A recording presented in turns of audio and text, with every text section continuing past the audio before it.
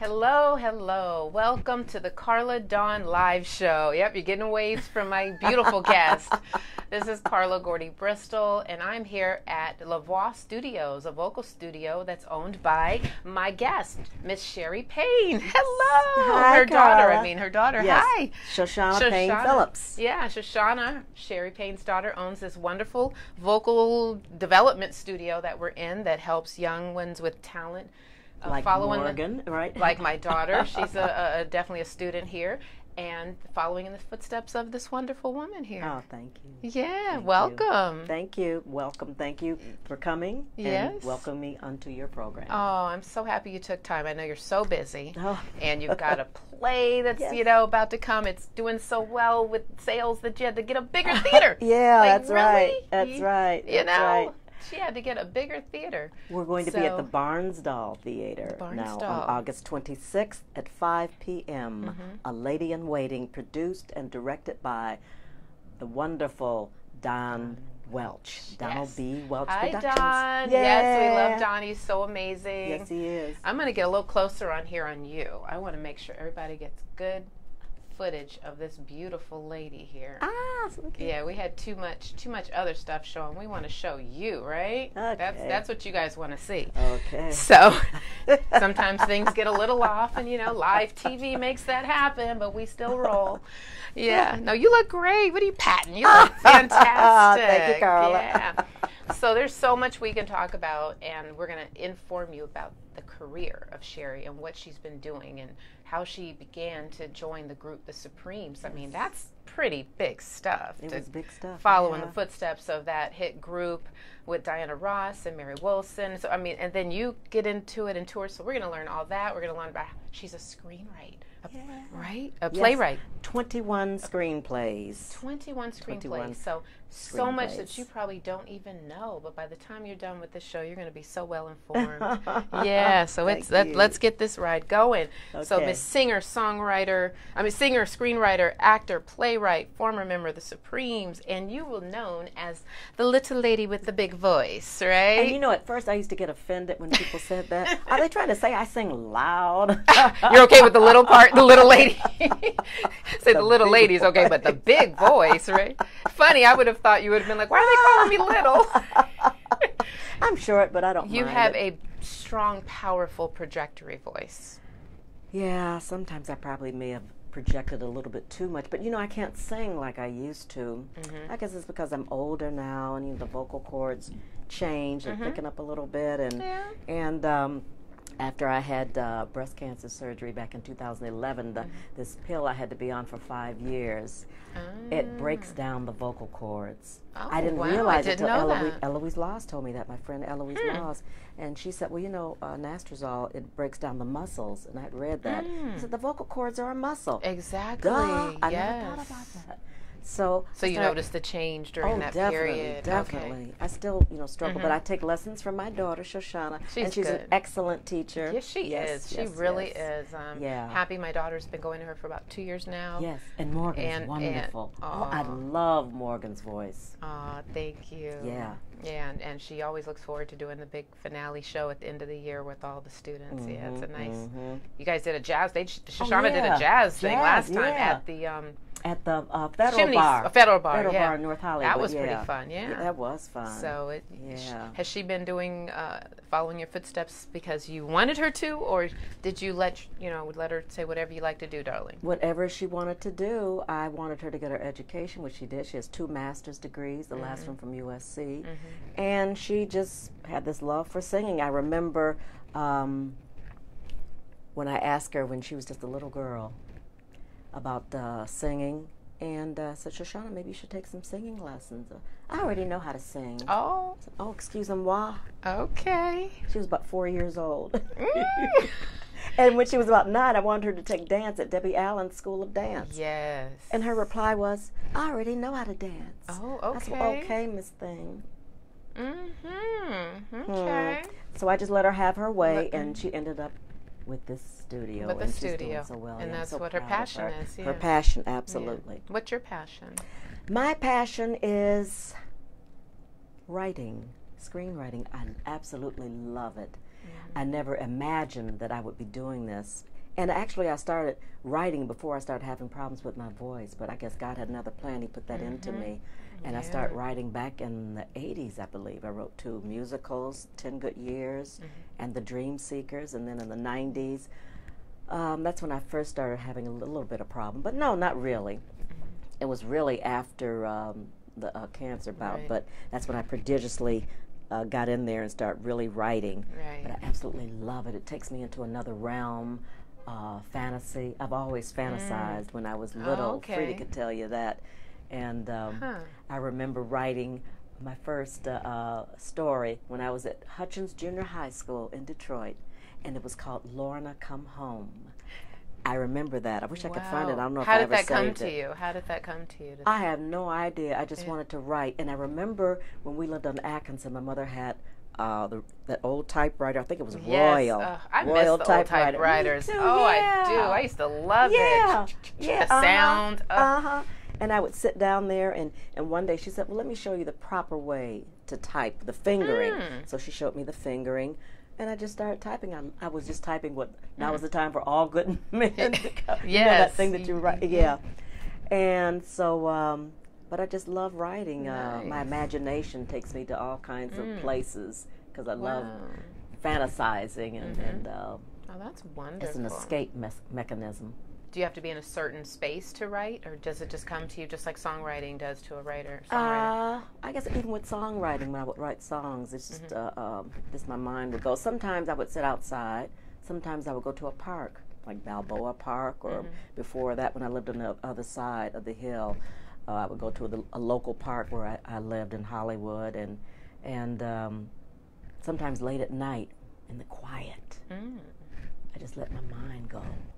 And sometimes I'll have the TV on, but I'll have it very, very low volume. And sometimes it'll just spark a word, will spark something in my mind. I said, or in a conversation. I could be in Denny's, and in the next booth, I'll hear somebody say something, and I'll get my pad and pen out. I'm always ready.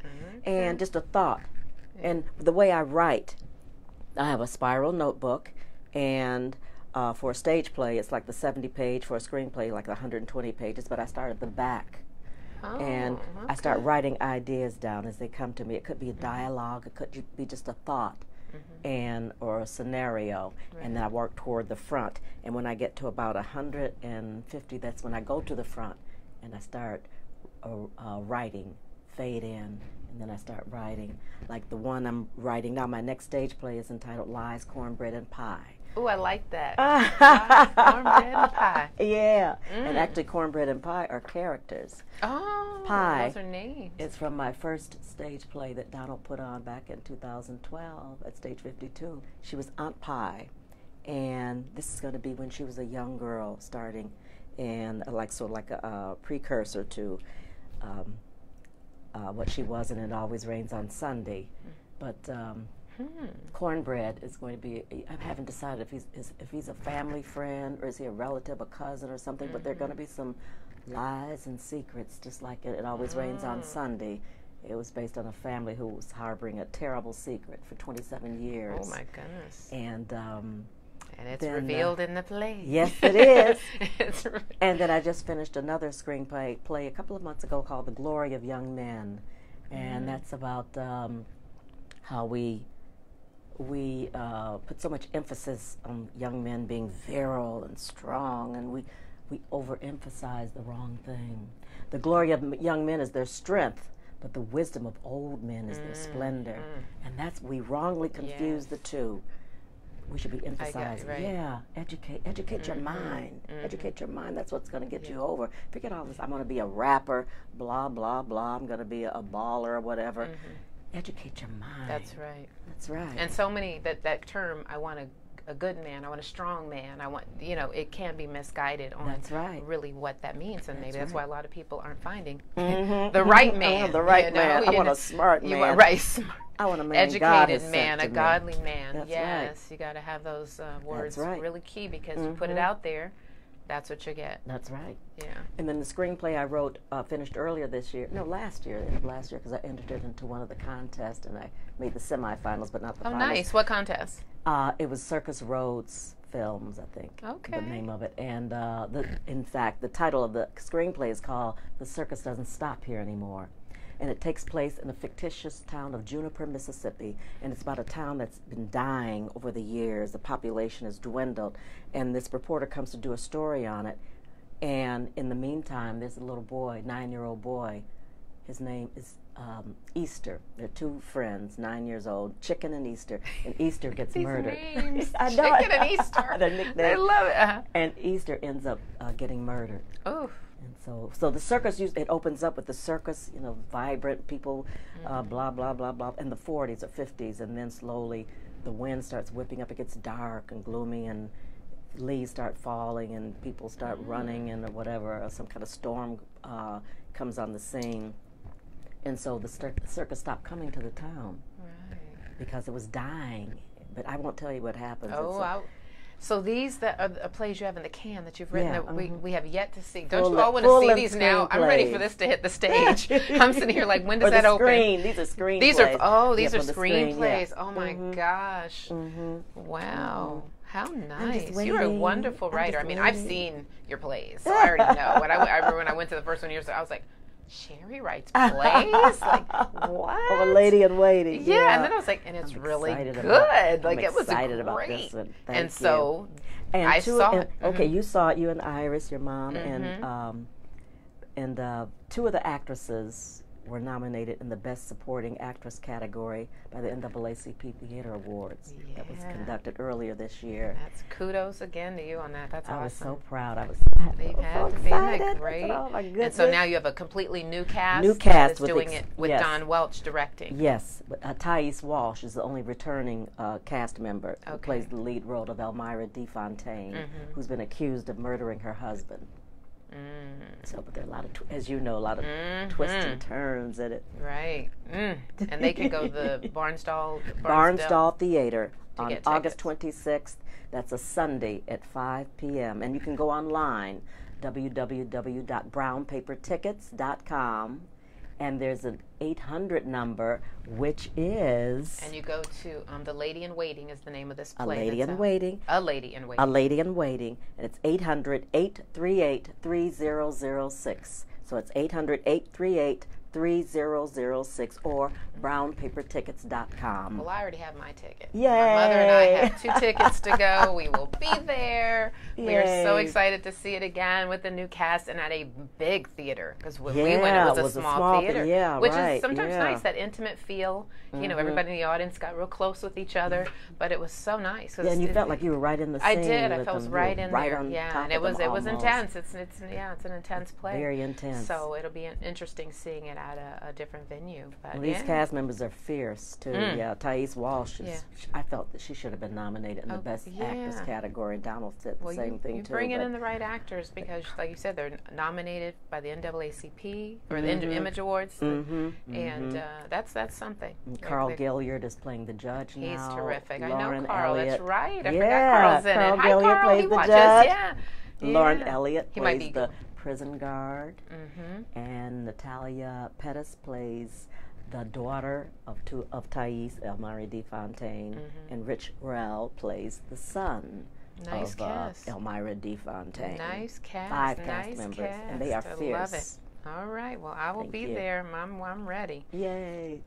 So yeah. Well, you're very talented as a writer, as you all now know. Thank you. You are amazing as a songwriter, as a playwright, screenwrite, all this. I mean, you're just... I just like being dramatic. Frida can tell you, and I didn't even realize she remembered this. I remember one time my mother came in, and I decided to lie down on the floor in my bedroom, and I put ketchup on my face. So I feel like I know where this is headed. Can you imagine little young Scherrie with ketchup all over her face, just laying there on the floor? When Mama opened the door to my bedroom, she's, "Oh my God, what happened?" She's thinking it's blood. Then I start laughing. I just like being dramatic. I don't know what's wrong with me. Mama said it comes from the pain side. That's funny. That craziness. And you just got him cracked up. You thought, okay, it worked. Yeah, she thought something was wrong. If she'd come in and say, "Get that ketchup off your face," you would have been so disappointed. I would have been so disappointed. So disappointed. Yeah, give your mom a heart attack. And they're trying to... I remember when I came home, my first other break at Michigan State, That's my alma mater. Yay! Choo choo! Yay! I was there in the '60s when I graduated. Though my little brother was Bubba Smith, football player, former football player, the late great Bubba Smith, and people like him, Clinton Jones, All-American Jimmy Ray. Nice. But anyway, I came home on my first break, and I sat down on the couch, and I pulled out a pack of Spring cigarettes. Well, my mother was a smoker. She smoked Cools, but she didn't want me to smoke. And so I sat there on the couch next to Mama, and I pulled up my package of Spring cigarettes, and I lit up. She didn't say one word. I wanted her to start hollering, and what are you doing smoking? She didn't say one word. Like, what? By the time I got back to school, I never bought another pack of cigarettes. And she told me years later, she said she decided to use reverse psychology because she was so upset that I was smoking. She decided not to say one word because she knew I just wanted to upset her. That was a key moment, too. It could have gone either way. You wanted to upset her. You were an instigator. You were an instigator. You were an instigator. That could have gone either way. Either way. That's why parenting is so hard. It is. You know, because you change the trajectory of your child's life by one decision you make in even a scenario like that. That's right. That's right. So children, we don't have a manual. No, we don't. You just don't be mad if something goes wrong. That's funny. Those are some fun stories. Oh my gosh. So many. Now your sister is Scherrie Payne. We all know the very talented, equally talented Scherrie Payne. Thank you. So you were doing all this. What was she saying about it? Well, she would say, "What's wrong with you? You're crazy." And that's it. I know it. When we were little, my mother said I was singing before I was talking. So when her friends would come over, I would get in the middle of the floor because she belonged to a bridge club. So she'd have her friends over playing bridge and so on and so forth. And I'd get in the middle of the floor and I'd just start singing. And then when I would finish, I would say, "Do you want to hear it again?" And before they could answer, I would start singing again. But ask Frida. Frida was so shy, she didn't even want to sing in front of our mother. She would make Mama go in another room, or she'd get behind the curtain, and then she would sing. That's how shy she was. And then it wasn't until we were taking piano lessons from Ruth Johnson on the east side of Detroit, because Mama believed in, not only educate your daughters, but give them she wanted us to have class and all the fineries. So we had ballet lessons from Nicholas Sokolov, a Russian ballet teacher on Woodward in Highland Park, and we had piano lessons from Ruth Johnson. Mama would take us over to her house on the east side. But anyway, Miss Johnson was playing something, and she asked Frida, she said, "Frida, I want you to sing this song. Let me hear you sing." I think it was "How Much Is That Doggy in the Window?" Oh, yeah. And so Frida reluctantly started singing. Well, she was about 11 years old by then. I was 9. And so she sang the song, and Miss Johnson said, "Frida, why, you have a lovely voice." Frida never believed in herself. She didn't think she was pretty, and she was. Even though I would tell her, I said, "Girl," and she remembers this, a picture, I said, "You look just like vomit." Oh, isn't that awful? Isn't that awful? That's a typical sibling thing to say, though, as a kid, Frida remembered that. Oh, my goodness. She remembered that. These are things that impact you. But see, we would fight almost every day. And I don't know why. We were 2 years apart. And you were the younger sister. Yeah, I was the younger one. We'd fight something to fight over a bobby pin. Mama, she's got my scarf on. Anything. But we loved each other. Right. But we would just have to find something to fight over. I don't know what was wrong with us. But anyway, Mrs. Johnson said, "You have a lovely voice." So Frida came out of her shell, and she started singing different contests over the city, within the city, or throughout the city rather, and a couple of TV shows. Ed McKenzie, I remember that. Now, what about you? Because were you watching all this happen with Frida, and she was coming out of her shell? She was coming out of her shell. You were singing already, so when she started, were you kind of like, "Wait a minute, I'm the one that sings"? Yeah, and then I went on a couple of TV auditions, and I remember, I guess it was just fate. It wasn't meant to happen, because the first one, I think it was Starlight Staircase or something like that, or Stairway to the Star, or something like that, and that's when my mother's brother died suddenly. He had TB. He was 32 years old. She was 31. They were a year apart. Oh, wow. And so she couldn't take me. I mean, she was just not in that mindset. Yeah. And so the following year, I had auditioned for another show, and I was supposed to be on it, and then her mother died. Grandma died. She was 52. And so my mother was just... Young ages. Yeah. And so after that, that's when Frida came out of her shell. She became the extrovert, and I became the introvert. So it flipped. It flipped. It flipped. What made you become introverted at that point? Because you used to be the one to say, I'm singing it again. So how I did know. you... You know, was it something about Frida starting to sing? Maybe people giving her the attention now. I really don't don't know. know. I would really, maybe I can be psychoanalyzed one day. You just know once she was out there, you just kind of I just felt like, let her have the spotlight. I don't know. I remember when we were younger, Frida would do things like take my doll, and she would tie it to the leg of the piano. We had a baby grand piano, and she would tie it to the leg of the piano, and she would whip it, or she'd take some scissors and she would cut it. It was like, dang. And my mother thought something was wrong with her. What's wrong with my child?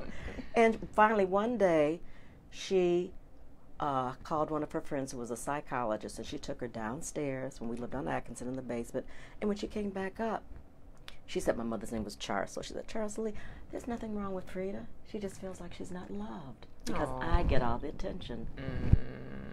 So maybe that was it. You know, you were like, okay, let her get more attention. That could be it. But we're having a little session right now. This is our session. Yeah. Just relax. Let me see, Scherrie. I think that's it.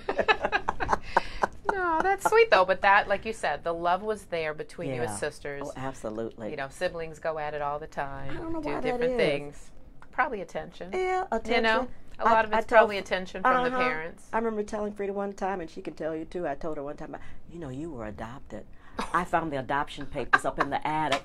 Isn't that awful? Why do we do this? Oh my goodness. And like I said, we would fight, and Mama would come in the room. What's wrong with you? Are you trying to kill your poor mama? Are you trying to drive your poor mama crazy? I used to say the same thing to my daughter. You watching, daughter? My older daughter, you. I used to always say, you're going to give me a heart attack. Yeah. You want me to die, right? You're doing this on purpose. And then we would bust out laughing. That's so funny. Oh. Okay, at least I'm not alone. Now I know it's not just me. No, you're not so alone. let's move forward because I want to we got to get to the Ooh, Supreme stuff and everything. Yeah. There's so much. We could talk for 2 hours at this rate, but that's some fun stories. So thanks for sharing that with us. You know, it's always nice to get little tidbits of when you grow up because that does affect what happens later in life. Absolutely. You know, when we grow up, it changes the trajectory, and anyone with little children or grandchildren should look at all those behavior patterns because it is going to lead them where they're going to go. That's and you have to pay attention early. You really do. That's right. So you and this big voice, you know, did you know young you had a big voice? Did you always have the big voice? I didn't. When did you, because a lot of people have a time projecting their voice and they don't realize how powerful it is. Was there a moment where you just were somewhere singing and you were like, wow, I have this power? I never realized. In fact, I took it in a negative way, I remember. Yeah, you mentioned now, I probably, and sometimes I would listen back. I don't like listening to myself, but on some songs in retrospect, and I would listen back, I said, oh, I'm singing too hard. So I needed someone to, I remember, feel. Feel more. At the time, you didn't realize it was that powerful until people said something. Right. And then you didn't like it. Yeah, right. And then I think it was because when I was at Invictus singing with those, I don't want to say rock bands or R&B bands, sometimes they play so loud, you felt that you had to sing louder. Over the music. Over the music. Yeah, and they needed to tone down. Right. But I didn't have sense enough to say, maybe that's what brought it out. Yeah. Maybe that's a good, Shoshana, wherever Shoshana may be, do that with the students, you know? Maybe turn the music up, which forces them to have to project. That's a good technique. I'm not even a vocal coach, but I'm thinking, but it could have been. Maybe you did some shows and the band was so strong that you just naturally put it out there, which gave you this great voice. I'm sure Don Welch loves it for the play. He does. When you do, well, for people with plays, if you do on stage. Did you do stage theater?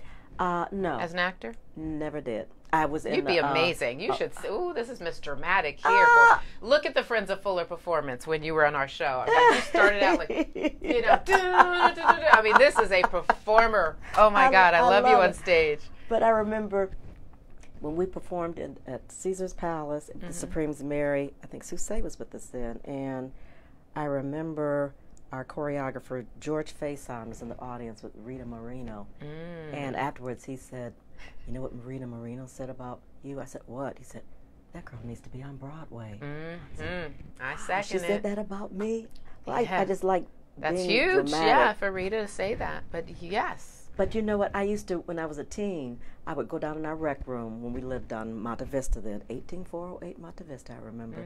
And I would go in the rec room, and my two favorite singers were Billie Holiday and Gloria Lynn. And I would go down there, and I would put on either one of their records, albums rather, and I would turn on the 3-pole color light and shine it on me. And I would pretend like I was Billie Holiday or Gloria Lynn. Okay. And then after a while, my mother, Scherrie, turn that music down. You were having a full stage moment down there. Yeah, full stage moment. Yeah, right. Wow. Yeah. So performing was something you just kind of did yourself. Yeah. You didn't have to be taught that. You just knew you wanted to embody that essence, and that's why you're so great on stage. Thank you. Because I was in a musical in Las Vegas called Dream Street. I did it twice. Okay. In 83 and 84 at the Dunes Hotel, which is no longer there, of course, and then the Desert Inn. Desert Inn. Your first time on a stage play? Mm-hmm. So how'd you like that experience? I loved it. So why not continue? What it. Made you stop? I don't know what made me stop. Me. I think I've always been my worst enemy. Aren't we all? Aren't we all?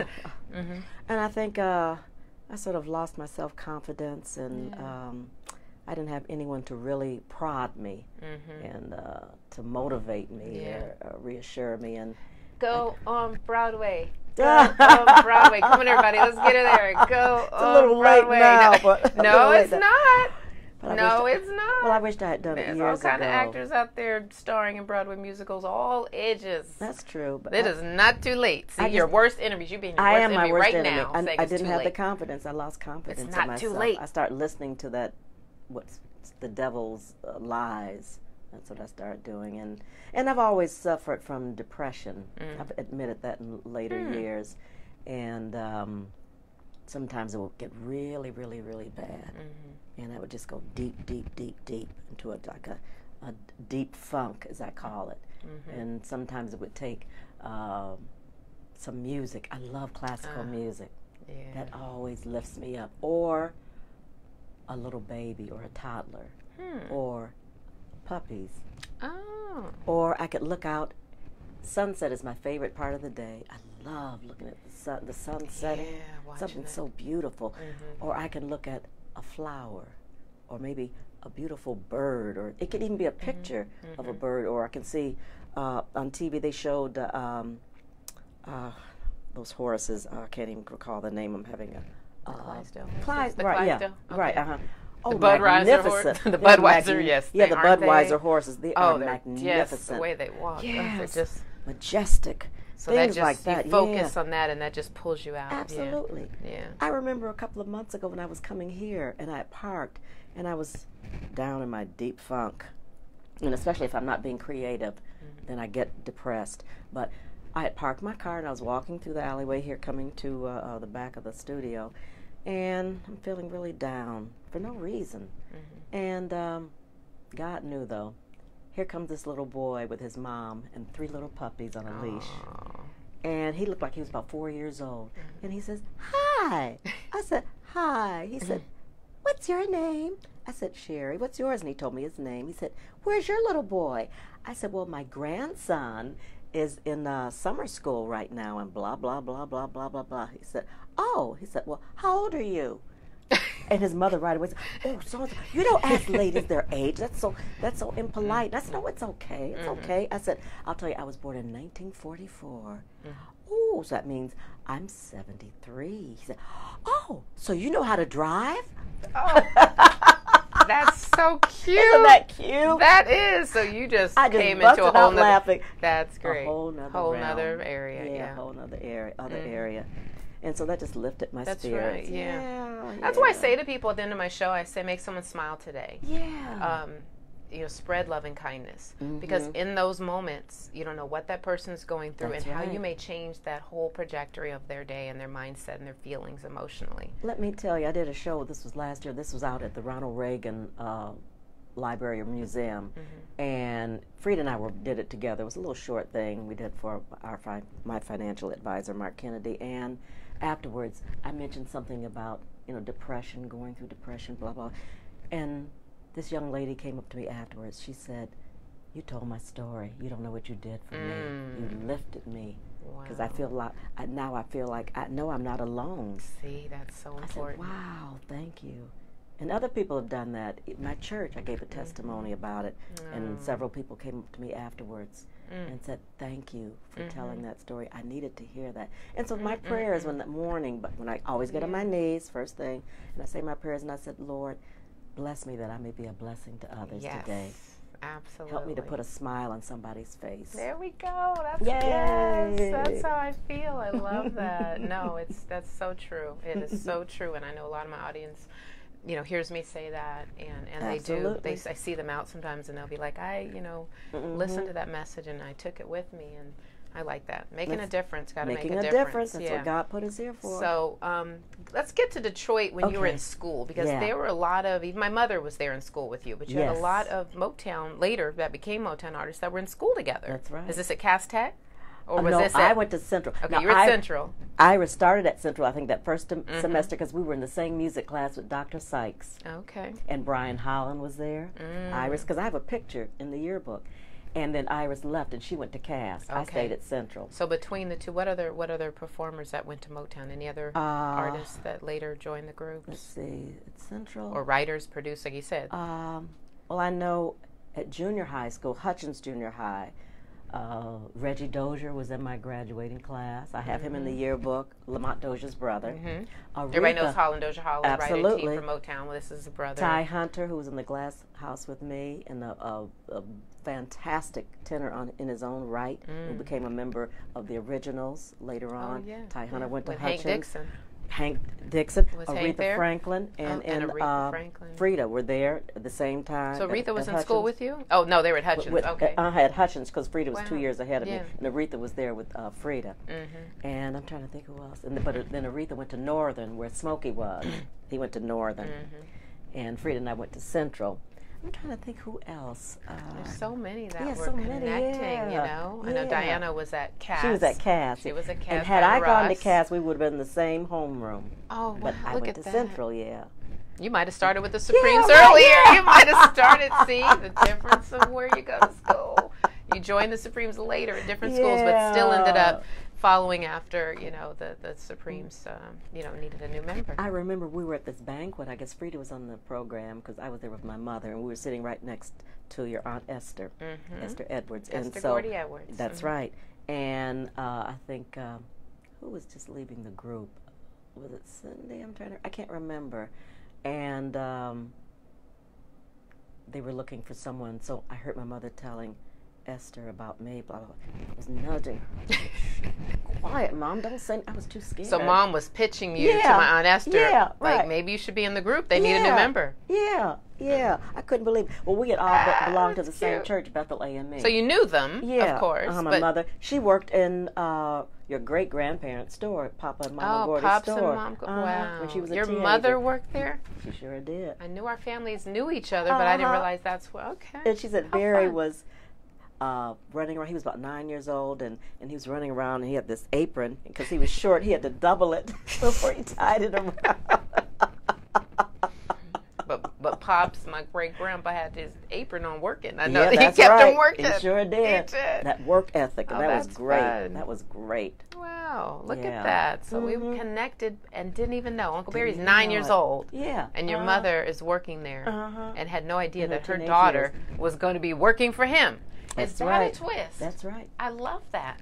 And Frida was actually Barry's first female artist before he even had Motown. Yes, I've heard that. Yeah. He was still working in the auto plant, and he was writing his songs for Jackie Wilson and others. And he heard Frida singing in, I guess, a couple of places, so he approached Mama and Frida, and he wanted to work with her. So he would have Billy Davis pick her up, bring her over to his apartment, or I think Marv Johnson picked her up a couple of times. Marv Johnson was Uncle Smokey's guitarist, and I think he wrote. Not that Marv Johnson who sang. Who's Marv? Marv Johnson. What was the one that did Uncle Smokey? That was Marvin. Top. I thought it was Marv Johnson. Okay. And I wasn't even born. Now. Let me hush. No, you weren't even born, Karla. Okay. take her over to Barry's and rehearse, because he was a stickler about rehearsing. Rehearse. And he told her, stick to the melody. I remember he loved Doris Day. He said, stick to the melody, establish the melody. And then you can go on and do other things. But don't try to, do too much fancy stuff in the beginning. Establish the melody. That's it. Which a lot of these kids need to listen to. Yes. There's no melody. It's just... But anyway, that's another story. That's a whole nother show. Right, We kind of tapped on it on last week's show. Yeah. Okay. But, and then he decided they wanted to start a record label. He and his business partner, George Kelly. So we all went to New York in George Kelly's white Cadillac. And it was Barry, George, and in the back seat was my mother, Frida, and me. And we drove to New York. And I remember, I tell this story, Barry doesn't even remember it, but we were on the turnpike. And we stopped at the Howard Johnson's. And back then, Barry wore his hair, what we called a do process. And so we stopped at the Howard Johnson's, so everybody was getting out. And Barry, I remember he had either was a dark brown or black leather jacket, but he had this do-rag tied around his head. And he was getting out the car with that do-rag on. I said, aren't you going to take that do-rag off? He said, no. And he got on out the car. He got out with his rag. I'm not going in that Howard Johnson around all those white people, and he's got a do-rag on. And so I sat in the back seat. And so I just sat there. Then I kept looking. I could see them sitting in the booth in the window, and they were laughing and talking and eating. And I was hungry. You didn't want to write, and you wouldn't go just because Uncle Barry had on a rag. Then I got out the car and went inside, and he had taken it off. And that's funny. We had so much fun, but those were the days. But unfortunately, my mother and Barry couldn't come to terms on the contract because he wanted to manage her. And my mother felt that they were asking for too much percentage, and there were too many percentages being taken out. She said, well, there'll be nothing left for my daughter after the manager, the agent, smart the PR mom. people, She's the blah, blah, blah. Out. She said, I don't care about my daughter being in show business, recording, blah, blah, blah. She believed in education. So she said, I'm not going to decide anything. No, but she gets to be 21. That's a different story. She can make up her own. Wants. Yeah, she can do what she wants. So Frida held that against our mother for quite a while, especially after Motown got started. Yeah. She said, that could have been me. But see, God had another plan. She was just being a mom, being a very caring mom and wanted to just, road. Doesn't mean it was bad decision to sign it, but she just wanted to be sure. But Barry was a hard worker, and I have to say that. Genius of a man, a hard worker, and I applaud him for what he did. He did a lot. He helped so many. And who knew from this little bitty embryo it was going to grow to be this huge giant? Who knew the 9-year-old boy with the apron double wrapped was going to turn out to, to be an icon? Who knew that they were going to be in a car trying to get a record deal later? It's just, you don't know. In New York, it's like the little boy that you saw with the dogs, the 4-year-old. Who knows? Later, things can connect in 10 years, and he, you know, it just you don't know. You don't know. Be good to everybody. Wow. Yeah, relationships. Yeah, absolutely. So Mom was nudging you. You mentioned earlier when they needed a new Supreme. You obviously ended up a Supreme. So was it the nudging that happened, or what happened? No, I was too scared. So it shows how things are meant to be. It was some months later, or weeks later, whatever, and at that time, Lamont Dozier was my boyfriend. So Lamont had come out to California on a business trip, and he ran into Mary Wilson at an affair. And so she mentioned, well, Gene Terrell just left us, and we're looking for a new lead singer. Do you know of anybody? He said, well, my girlfriend, Scherrie, back in Detroit, blah, blah, blah. So she called me. Good man, looking out for his girlfriend. And I sent a copy of the album, or probably on a cassette back then, and some pictures. And I remember it was a Thursday night. I was over Walter and Barbara Gaines' house because they were my best friends. Walter Gaines from late Walter Gaines from the Originals. And my mother called and said, Mary Wilson just called here. Got to call her. I said, so Barb's standing there, call her. So I called her. Mary said, I liked your album, your songs, and your picture. Can you come out to L.A.? I said, well, yeah. I said, when? She said, Saturday. I said, Saturday? This is Thursday. I said, okay. She said, I'm going to leave all this and all the details. Your ticket will be at the airport, blah, blah, blah, blah. And when I got back home, I told Mama, she wants to come out here there Saturday. I said, I can't do it. She said, yes, you can. I said, no, I'm too scared. I said, Breeze, am I crazy? What was I thinking? Oh, my God. This is too big. And of course, Mama gave me that big mother pep talk. Oh, my goodness. As mothers will do. Yeah.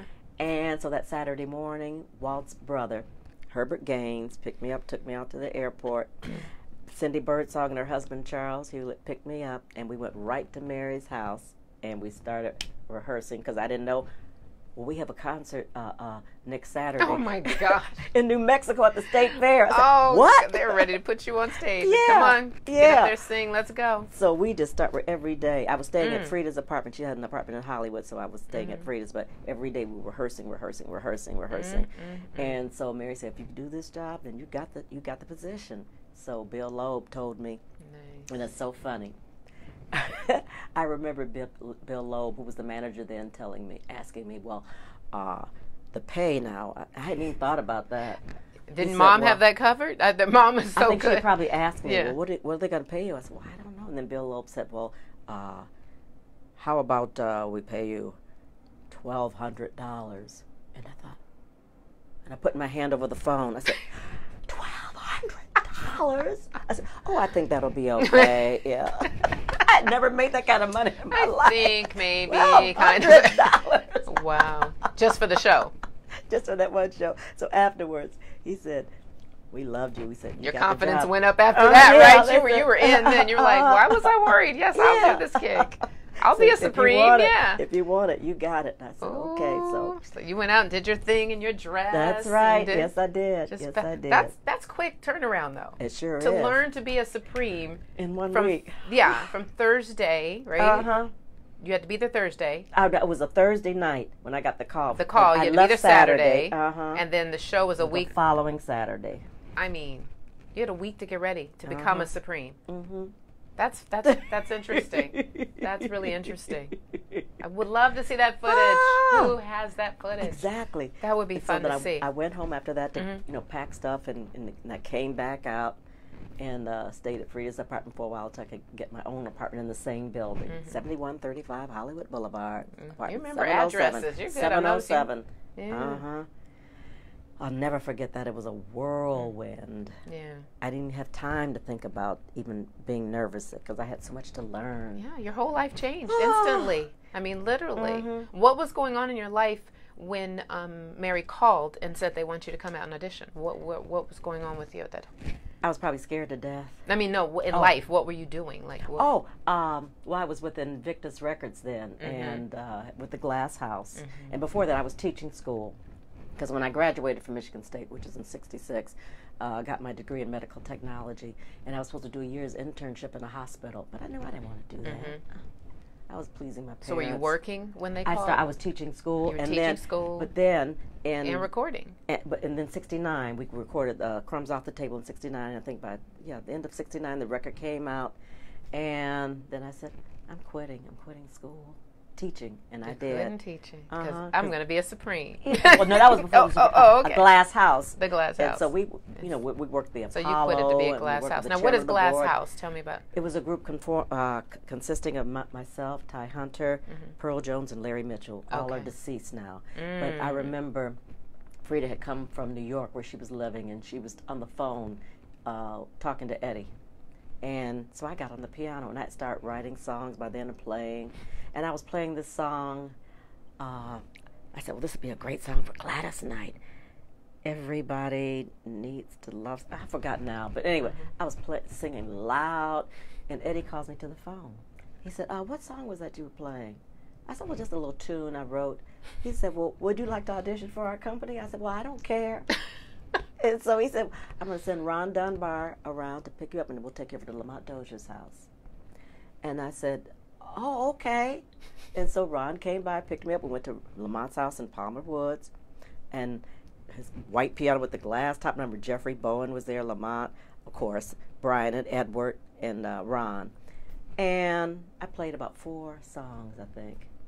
And they said, well, that's it.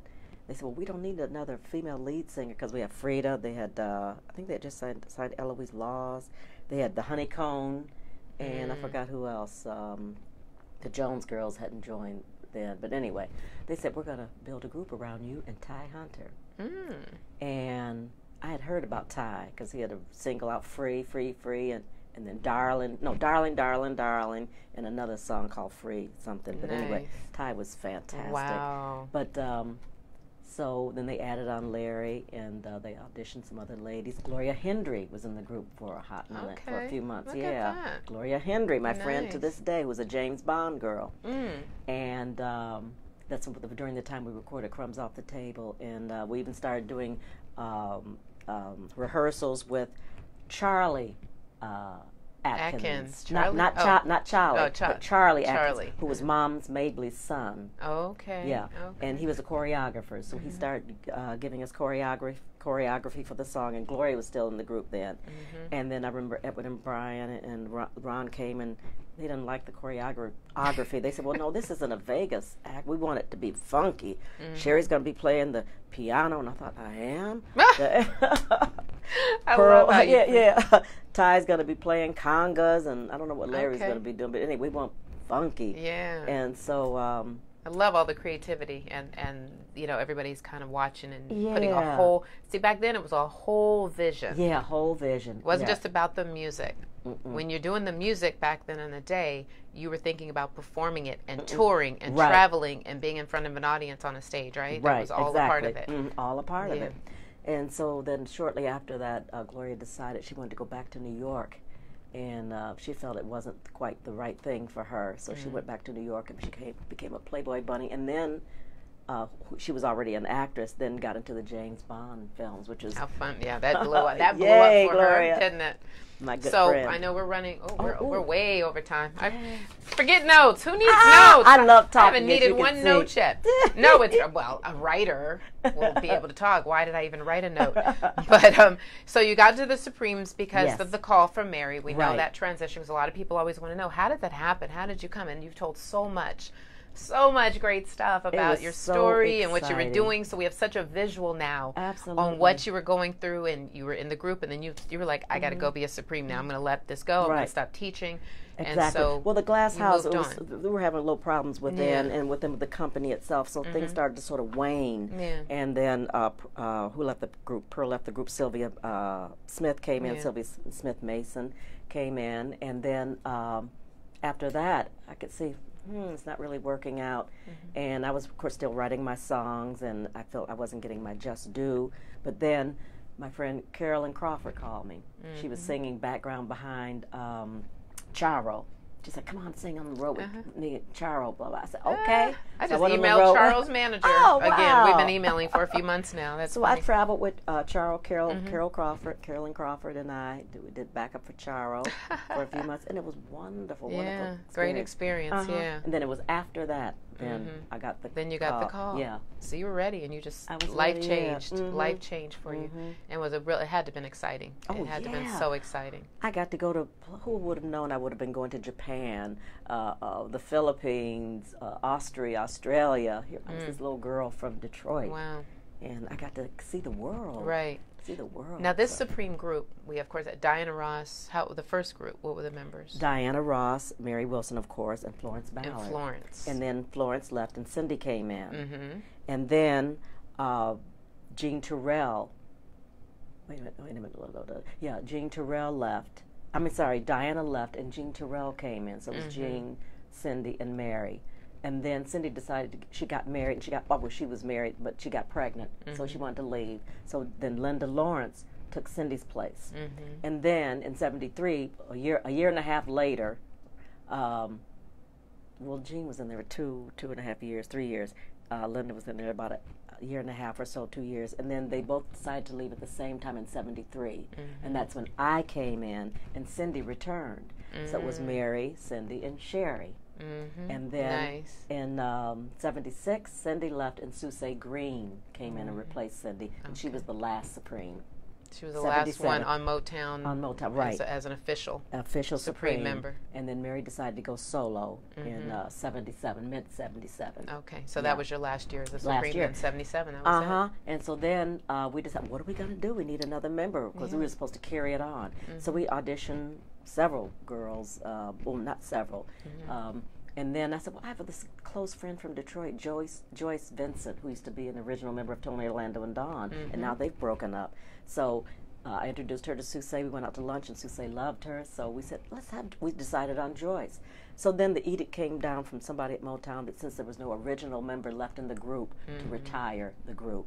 So Susay and I were just left, and they said, well, we don't need any more female lead singers. We have enough at Motown. So how about you becoming a duo? Actually, Susay and I went up to Barry's house, and I played a couple of songs. She played, and he said, I think I'm going to form a super group.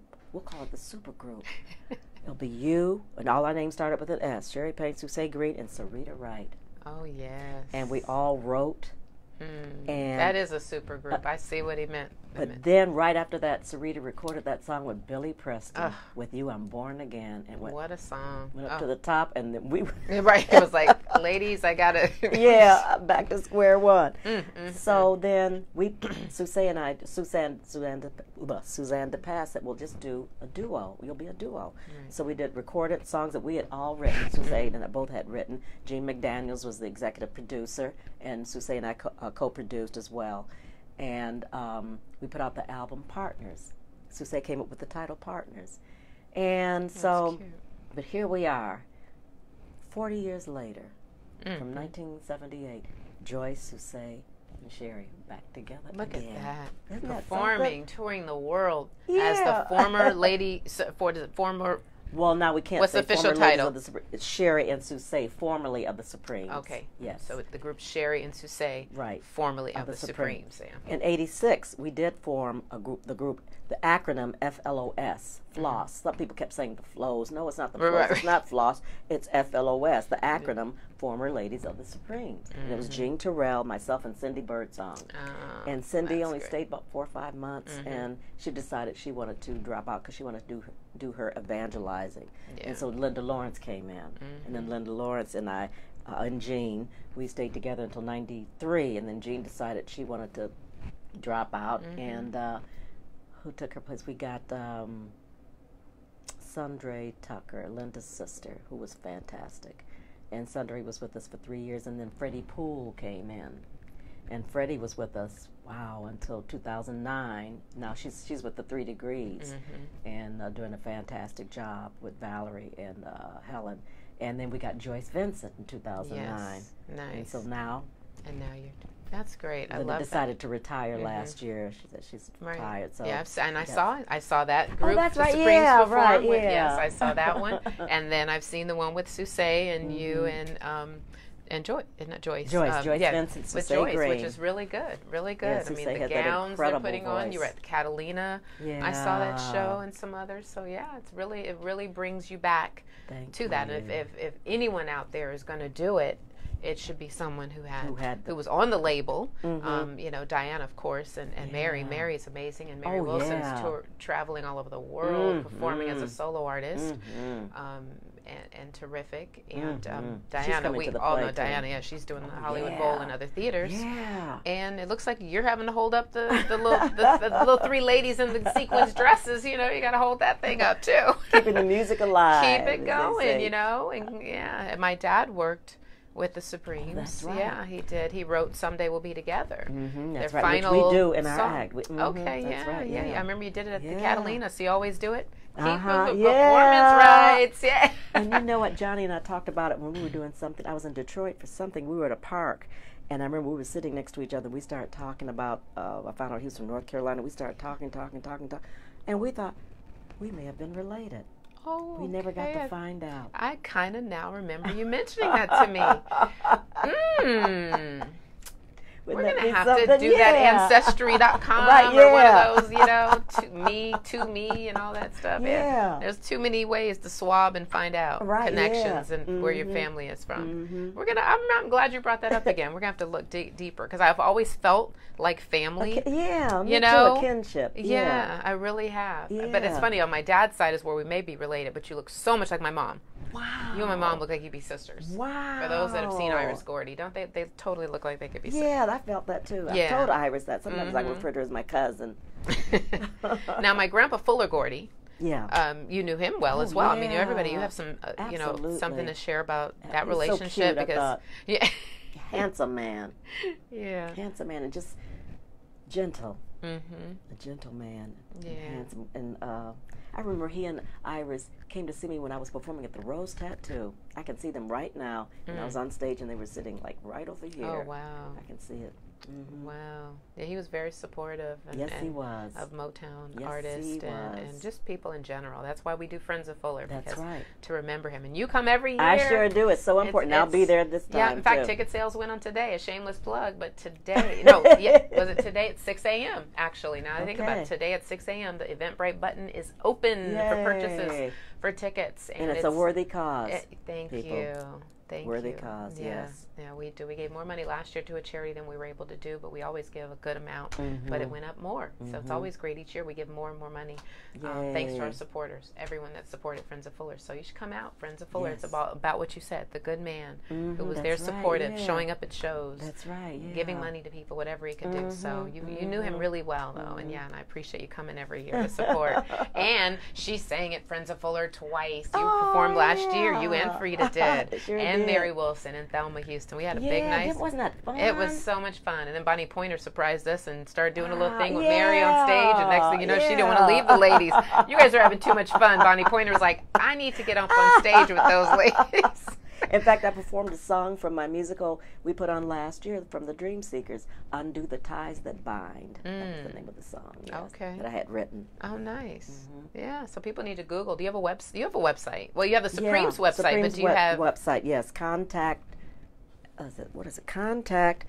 If you Google it, it pops up. Yeah, if you contact Google at Scherrie Payne, Supreme. formersupremes.com. If you just Contact Google at Scherrie Payne, the yeah, website okay, pulls up. But Scherrie and Susse, it'll pull up, and you can follow what they're doing, your shows, because you're doing shows, and I know you do a lot local. Yes. But you were going overseas for a while. Primarily, we work overseas. We'll be in England in November. We have 3 or 4 dates. We'll be in Waltham, Massachusetts this Saturday. It's August 18th, Waltham, Massachusetts. Okay, it's an outdoor Massachusetts, get concert. ready. Yes. And that's going to be a lot of fun because we haven't been back east in a long time. That's going to be nice. You're going to hop over to Detroit while you're over there? No. Nah, I got to get back here. I got the play. You got the play. Yeah, rehearsals and stuff. I got to plug that play. That's right. Yeah, absolutely. And we did a lot of shows with Dennis Edwards. Oh, yes. yes. I'm going to miss him. Mm-hmm. Yeah, it's hard at the He Hal was Awards. I remember fantastic. him when he was there the last year. Yeah. Right. Oh, But my he'll goodness. be there in spirit, and his wife is coming. Fantastic. Oh, that's going to be nice. Yeah, everybody should rally around her for sure. And keep your prayers going for Aretha. I was about to get to it. That's right. Because That's you right. go, like you said, you were in school together with Aretha. Frida back in the was, day. yes, you were very that's close. right. Well, Frida was in school with her, and you knew her well, as a kid. And Caroline lived down the street. And Frida was just telling me the other day that Caroline used to drop by her house all the time when she lived up on Blue Jay Way. She said Caroline was always dropping by. I said, I didn't know that. Caroline. Wow. Aretha's sister. Oh, her youngest sister used to come by all the time.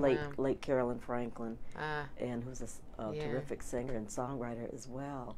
But I Yeah, said, so I life know isn't it's over hard. till God says so. I don't care what Satan is a liar. I don't care what it looks like. Life isn't over until God says so, until they take that last breath. There's still always hope. So I'm clinging on to the word, whose report do we believe? We believe the report of the Lord. That's what I'm hanging on. However it ends up, I'm going to keep praying for restoration, healing, for hope, regardless. That's right.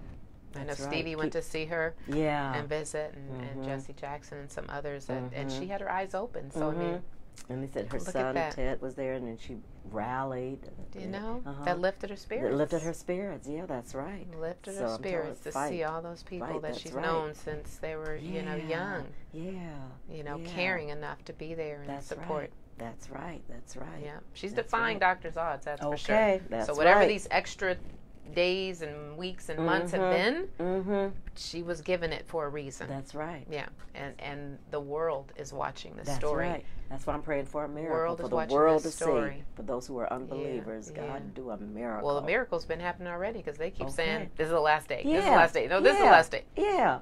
You know, Only a month God ago knows. they didn't Yeah, think it was. right. I mean, so yeah. God she's is in defied control. all the doctors, suggestions of what was going to happen. Mhm. But Aretha Franklin is definitely Oh. a major talent, Yes, powerhouse, she and she was is. like that as a teenager. Did I you remember see her singing around Detroit. I mean, she's always been a powerhouse. Mm-hmm. In fact, I didn't know how to I remember Ty telling me after we performed our first performance at the Apollo, and he was saying, well, Scherrie, learn how to extend the song to, to ad-lib. I said, well, I didn't really know how to do that. I always sang to Billie Holiday and Gloria Lynn. They weren't ad-libbing. Right. So I started listening to Aretha Franklin.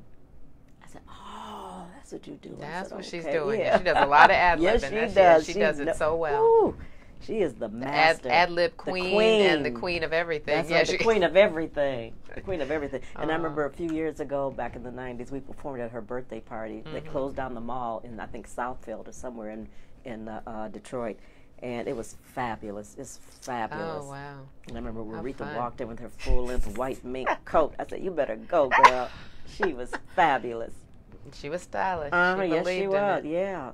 And will be again. And will be. Absolutely. That's right. Prayers to the family. That's right. Definitely. And thanks for everybody who's posted in support of her and her family, and just remembering her career.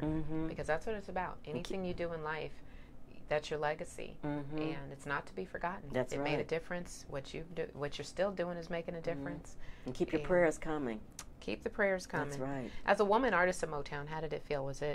Did anything seem odd for the women compared to the male artists? Did you feel slighted or treated differently? Or I can't really say that I did.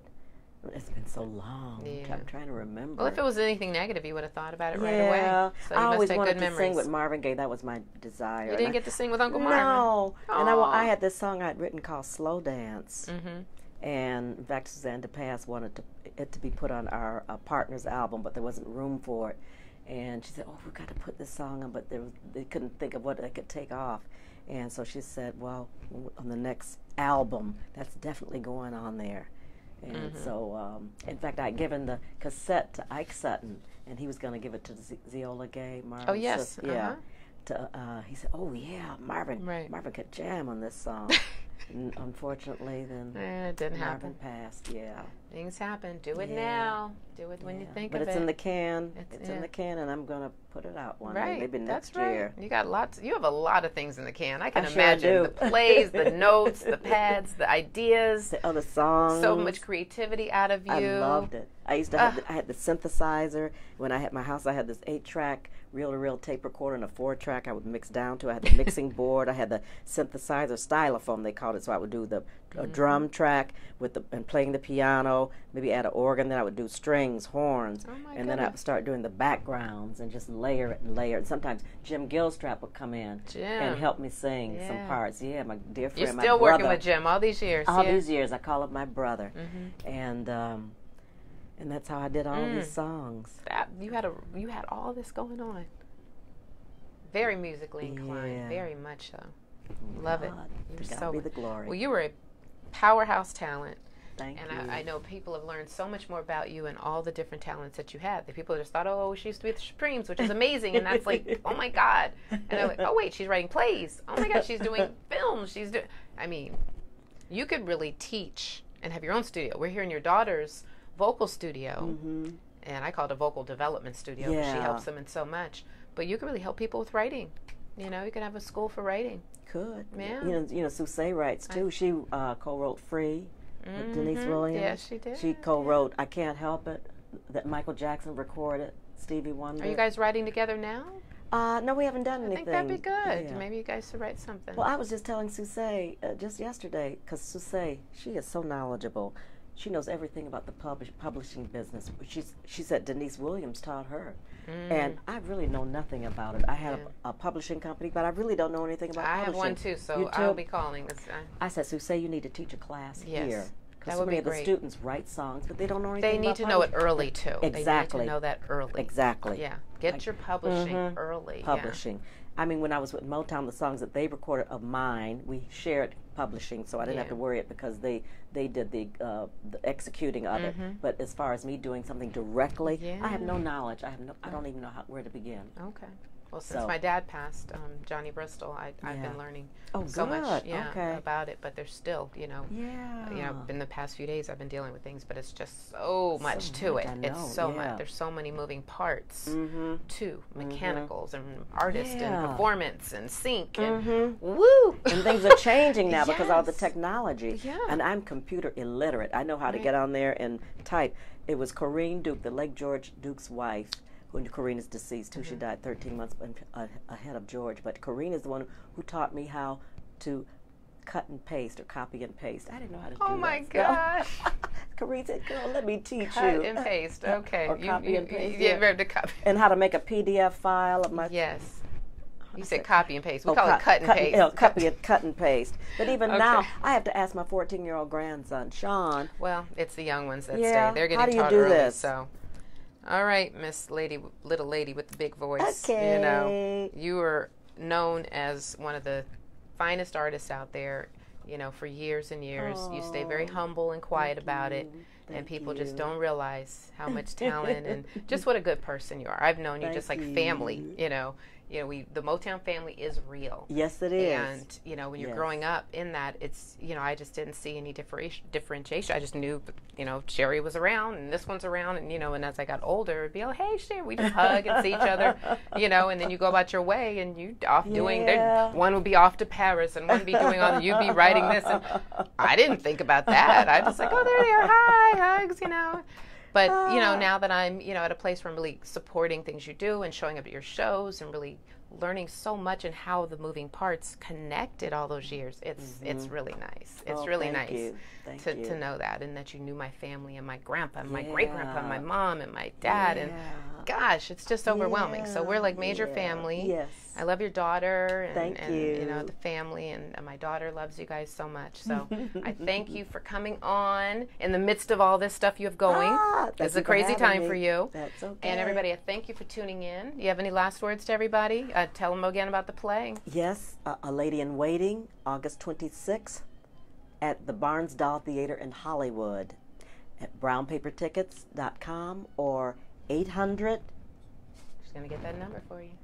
838-3006. A Lady in Waiting, John B. Welch Productions. It's a fantastic play. It's a drama. It's not for children. It's very intense. Okay. But be blessed. Follow your dreams. Never give up. Dreams can come true.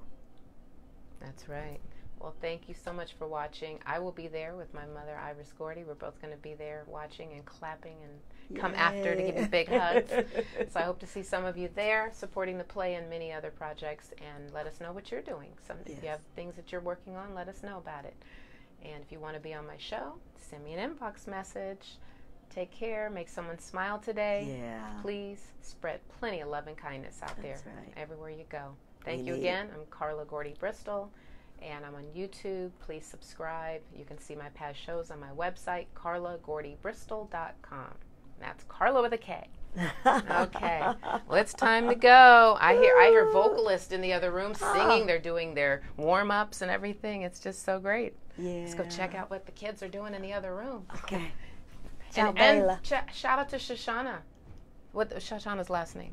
Shoshana Payne Phillips. Shoshana Payne Phillips is Sherrie's daughter. Yes. We're here at Lavoie Studios. Lavoie Studios. French for the voice. On Laurel Canyon in the Valley. So look it up if you need any vocal instruction, any development for your children. What are the ages, do you know? Oh, from any age, probably. Even adults. Yeah, adults. She has a lot of adult students. Yeah. So any age. If you need any vocal coaching, stage, work on stage and so forth, come here. LavoieStudio.com.